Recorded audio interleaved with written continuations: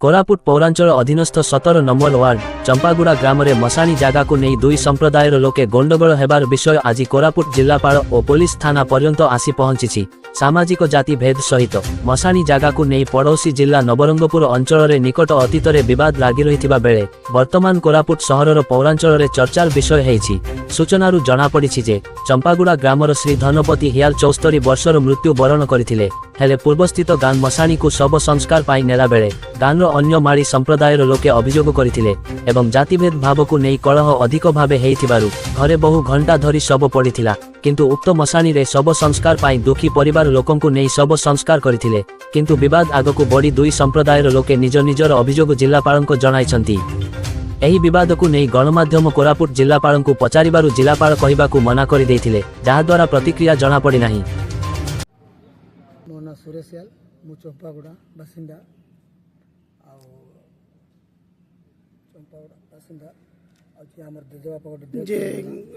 जिलापाल कार्यालय रे कौन दाबी नहीं जिलापाल कार्यालय दाबी नेवा कारण कौन माने आम शव संस्कार करवा नौलु माली मैंने विरोध कले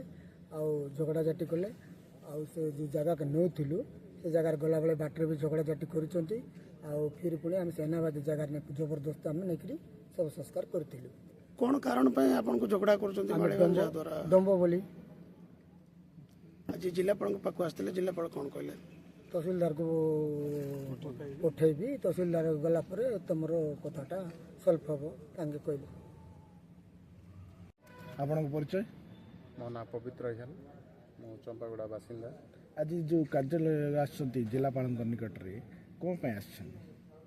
आसवा कारण जे आमे हमर जो पुराना मसान थिला 3 वर्ष पूर्व आम जेजापा गोटे डेथ होते से जगह आम मशाणी करी पुणी थे शनिवार दिन गोटे जेजेबापा डेथ कले तो सीटी समाधि देवा जीवा समय गाँ वाला सब विरोध करी पुलिस केस फेस करी डाकी तापर आम से जगह नापी मना कले। सेटा तो आपणकर समाधि स्थान कहीं मना कले से कारण तो से किसी कहूना बाकी से मैंने कहते से जगह आम देवु नहीं सेटा कौन निज जगह कि ना सेटा हूँ अनाबादी जगह। आपण माने जिलापाल को कौन जनइले सार को जनइलु जे सार एमती एमती आमर गाँ बासिंदा समस्ते विरोध करुछंती से मशाणी रे ये करने सब रखापी तो से आम सार को जनइलु सार कहले तहसीलदार सार को कथा मु आपन गाँव में पठेबी विजिट कलापर सार कौन ये जहाँ हो पारे करेंगे जदि आपणकर सपक्ष जदि निर्णय न आसे ताहले कौन करियो आम तो आज्ञा से मशाणी जमती आम बहुत गुरुत्वपूर्ण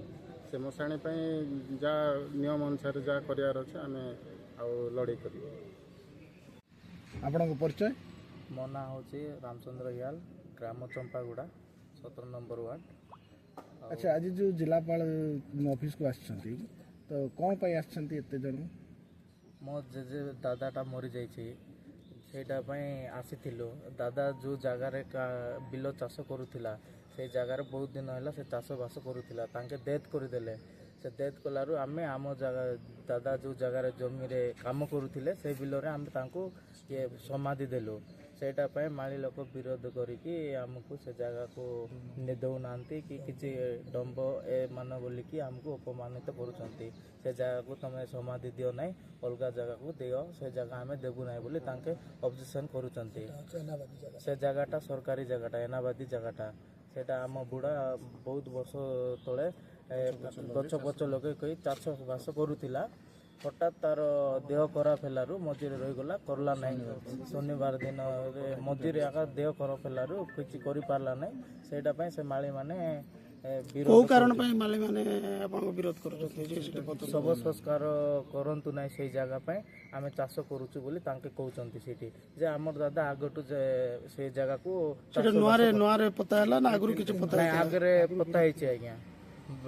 3-4 वर्ष तले आ गोटे पता है सेटा भी आमर दादा जेजे बाबा लगब हेले आपण जिलापाल को देले जिलापाल कौन कहले आपण जिलापाल को दे आम तहसीलदार को कथा हबो कथा हला परे कहबो बोली जणाई चल जाइए। ଯଦି ନିର୍ଣ୍ଣୟଟା ଯଦି ଆପଣଙ୍କ ସପକ୍ଷରେ ଯିବ ନାହିଁ ତ କ'ଣ କରିବେ ଆଗକୁ? ଯଦି ଆଗକୁ ଯଦି ଆମ ପକ୍ଷରେ ଯେ କିଏ ଶୁଣିଲେ ନାହିଁ ବୋଲେ ରାଜରାସ୍ତାରେ ଆମେ ବସିବୁ ଆଉ ଦାବି କରିବୁ ଆମର ନେକ୍ସଟ ଟାଇମ୍ ସେ ଜାଗାଟା ଆମକୁ ମିଳୁ ବୋଲି।